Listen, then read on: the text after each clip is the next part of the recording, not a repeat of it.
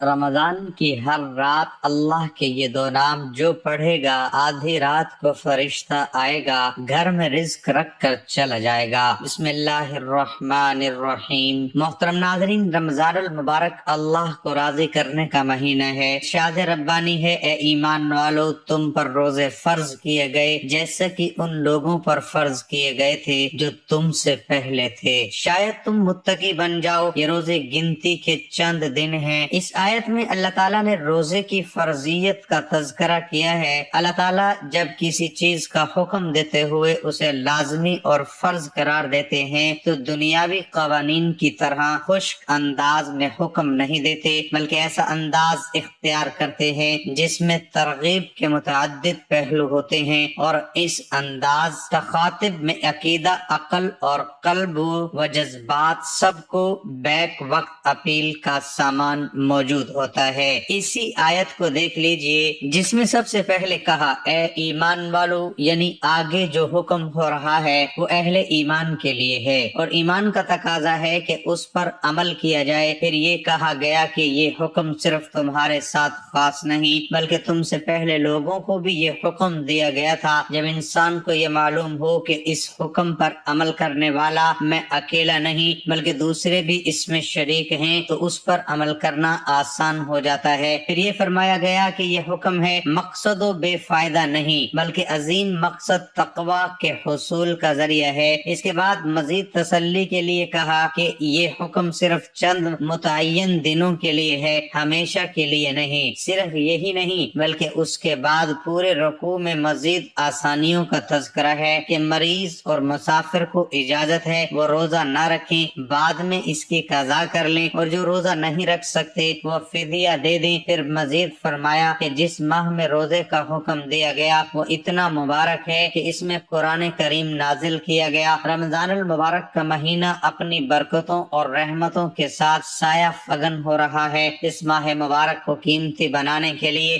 ضروری ہے کہ روزے کے مقصد کو ہر وقت سامنے رکھا جائے اور اس مقصد کے حصول کی کوشش کی جائے۔ اس ماہ مبارک کی عظمت کو سامنے رکھا جائے، جیسا کہ حضور اکرم صلی اللہ علیہ وآلہ وسلم نے فرمایا، تم پر ایک مہینہ سایہ فگن ہو رہا ہے جو عظمت والا بھی ہے اور برکت والا بھی۔ جب اس ماہ مبارک کی عظمت اور روزے کے مقصد کو سامنے رکھا جائے گا تو یقیناً اس ماہ مبارک کی ہمیں قدر ہوگی اور ہم اس ماہ مبارک کو اللہ تعالیٰ کی مرضی کے مطابق گزاریں گے۔ غرض یہ کہ ماہ مبارک میں اپنے جلوں میں ہزار ہاں رحمتیں اور برکتیں لے کر ہمیشہ آتا رہا ہے، آئندہ بھی انشاءاللہ آئے گا، مگر کون جانتا ہے کہ اگلا رمضان المبارک ہم میں سے کس کو نصیب ہو۔ اس لیے ہم میں سے ہر شخص کو اس کی قدر کرنی چاہیے اور اس کی پذیرائی اس طرح کرنی چاہیے کہ گویا یہ ہماری زندگی کا آخری رمضان ہے۔ اس ماہ مبارک میں خصوصی اعمال، روزہ، تراویح، تلاوت قرآن کریم، ذکر الہی، دعا و استغفار کا خصوصی اہتمام کیا جائے۔ اس سراپا نور مہینے میں جس قدر نورانی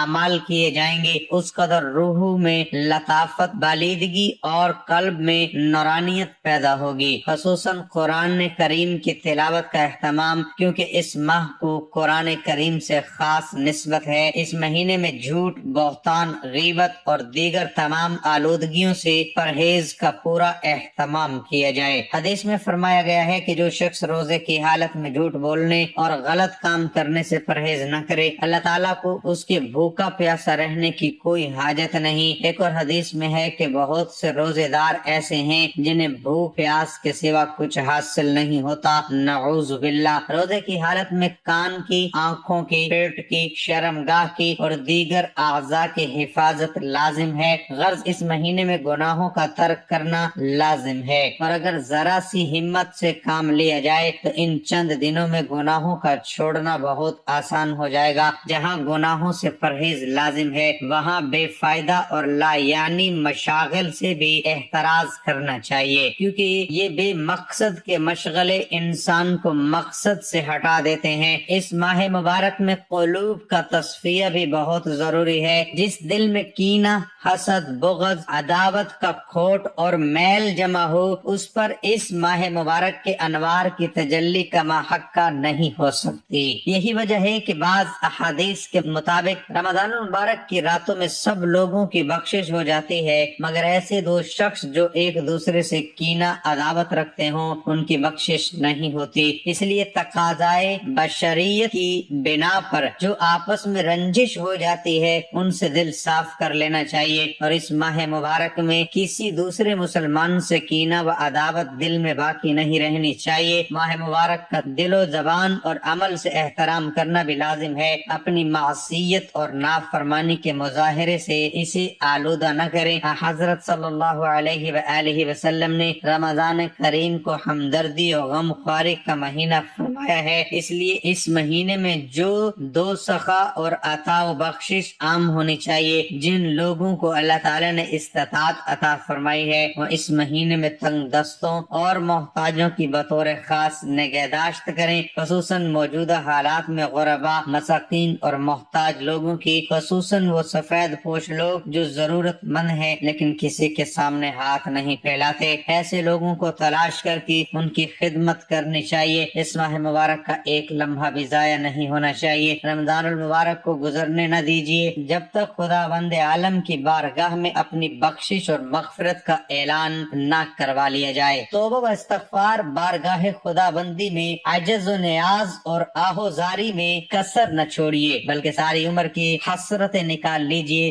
ذکر و تسبیح، صلاۃ و سلام، تکبیر و تحلیل، خصوصاً تلاوت قرآن پاک سے اپنے اوقات کو معمور رکھیے۔ تہجد کے وقت اٹھنا اور سحری کھانا تو معاملات میں داخل ہی ہے۔ کوشش کیجیے کہ اس ماہ مبارک میں آپ کی نماز تہجد فوت نہ ہو، خواہ 2 ہی رکعتیں پڑھنے کا موقع ملے، مگر سحرگاہی کرنے والوں کی فہرست میں اپنا نام ضرور درج کروا لیجیے۔ تراویح تو رمضان المبارک کی خاص نماز ہے، لیکن آپ کی کوشش یہ ہونی چاہیے کہ کم از کم رمضان المبارک میں آپ کی کسی نماز کی تکبیر تحریمہ فوت نہ ہو۔ ٹی وی، موبائل فون کا غلط استعمال اور دیگر تمام لغو تفریحات کو خیر آباد کہہ دیجیے اور عزم کر لیجیے کہ اس ماہ مقدس کو اپنے گناہوں کی نجاست اور گندگی سے آلودہ نہیں کریں گے۔ ماہ مبارک قبولیت دعا کا خاص موسم ہے۔ مانگنے والے کو ملتا ہے اور خوب ملتا ہے، مانگنے والوں کی حیثیت کے مطابق نہیں بلکہ دینے والا اپنی شان کے مطابق دیتا ہے۔ مگر کوئی چاہیے مانگنے والا اس ماہ مبارک میں کائنات کے داتا کے دروازے پر جتنا مانگا جا سکے مانگے، خوب رو رو کر مانگیے، مچل مچل کر مانگے، اپنے لیے بھی، اپنے اہل و عیال اور دوست احباب کے لیے بھی، امت مرحومہ کے بلند پایا اکابر کے لیے بھی، اور امت کے گناہ گاروں کے لیے بھی۔ یہ مغفرت و رحمت کا مہینہ ہے، اللہ سے معافی مانگنے کا مہینہ ہے، خصوصاً اس وقت جو حالات پوری امت مسلمہ اور خصوصاً ملک پاکستان میں چل رہے ہیں، اس میں توبہ و استغفار اور اللہ کی طرف رجوع بہت زیادہ ضروری ہے۔ آج پوری قوم عذاب الہی میں گرفتار ہے، اور یعنی فحاشی کا سیلاب ہے جو اس قوم کو بہا لے جا رہا ہے۔ ہر طرف سے الحاد و بے دینی کی یلغار ہے کہ اپنے ایمان کو بچانا مشکل ہو رہا ہے، کسی کی نہ عزت محفوظ ہے، نہ جان، نہ مال و آبرو، مہنگائی نے ہر شخص کی کمر توڑ رکھی ہے، امن و امان نام کی کوئی چیز پورے ملک میں نہیں، خواتین کے حقوق کے نام پر بے حیائی اور فحاشی کو رواج دیا جا رہا ہے۔ غرض یہ کہ اس وقت پورا ملک ایک عجیب و غریب منظر نامہ پیش کر رہا ہے، ایک خوف، انتشار، تشویش کی کیفیت طاری ہے، کوئی راہ سجائی نہیں دے رہی، الزامات و تہمات کی بارش ہے، ہر شخص دوسرے کو مورد الزام ٹھہرا رہا ہے، قتل و غارت گری کا بازار گرم ہے، طبقاتی منافرت، صوبائی عصیت، لسانی و منافرت نے ہر ایک کو اپنی لپیٹ میں لے رکھا ہے، بھائی بھائی کے خون کا پیاسا ہے، افراتفری اور بے اعتمادی کی بدبودار فضا میں دم گھٹا جا رہا ہے، ہر طرف سے انا و لاغری میں میں اور تو کے نعرے بلند ہو رہے ہیں۔ یہ عذاب الہی نہیں تو کیا ہے؟ اور عذاب الہی کیوں نہ آئے جس ملک کو اسلام کے نام پر بے شمار قربانیوں کے بعد حاصل کیا گیا، اس ملک میں اسلام کا مذاق اڑایا گیا، سود کو حلال قرار دے کر اللہ اور اس کے رسول صلی اللہ علیہ وآلہ وسلم سے اعلان جنگ کیا گیا، قرآن میں تحریف کی گئی، خود ساختہ دانشوروں نے قرآن کریم کو اپنی مرضی کے معنی کا لباس پہنانا شروع کیا، حدیث کا مذاق اڑایا گیا، ختم نبوت کا انکار کیا گیا، صحابہ رضی اللہ تعالی عنہ اور اہل بیت پر تبرہ بازی کر کے ان کی رضا عظمت کو تار تار کیا گیا، حدود اللہ کا انکار کیا گیا، سنت کے ساتھ مسخرہ کیا گیا، ہمیں فلاح کی شریعت نہیں چاہیے، ملاؤں کی شریعت نہیں چاہیے، وغیرہ وغیرہ، اس طرح شریعت سے انحراف کیا گیا، تو پھر اللہ کا عذاب کیوں نہ آئے؟ ہم اللہ اور رسول صلی اللہ علیہ وآلہ وسلم کی تعلیمات و ہدایات سے اتنے دور چلے گئے ہیں کہ کہیں سے اسلام و شریعت کی آواز بلند ہو تو ہمیں بول آنے لگتا ہے کہ ہمارا کیا ہوگا۔ دین اسلام کو چھوڑ کر دوسروں کی نقالی اور پیروی میں ہم اتنے آگے جا چکے ہیں کہ نقل اصل سے بڑھ گئی ہے۔ ایسے میں ایک ہی راستہ ہے کہ ہم سب اجتماعی توبہ کریں، اللہ کے حضور گڑ گڑائیں اور استغفار کریں، کیونکہ اللہ تعالیٰ فرماتا ہے اللہ ایسا نہیں ہے کہ ان کو اس حالت میں عذاب دے جب تم ان کے درمیان موجود ہو، اور اللہ اس حالت میں بھی ان کو عذاب دینے والا نہیں جب وہ استغفار کرتے ہوں۔